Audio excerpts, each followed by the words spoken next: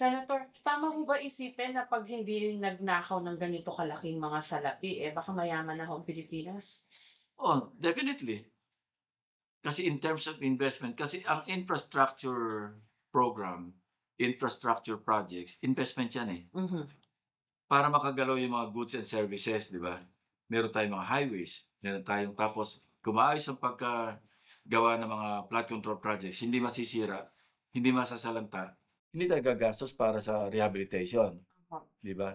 Tapos kung tama yung paggamit sa mga livelihood programs, atin sa Pilipinas, bakit tayo nangungutang? Para mag-invest. Mhm, Hindi yung mangungutang ka, mananakaw, bayad tayo ng bayad ng utang, lubog tayo sa utang, walang return on investment.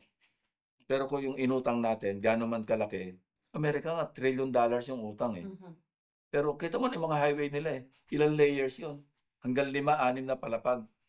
Tayo nakatikim ng pangalawang palapag, skyway na tawag natin, eh.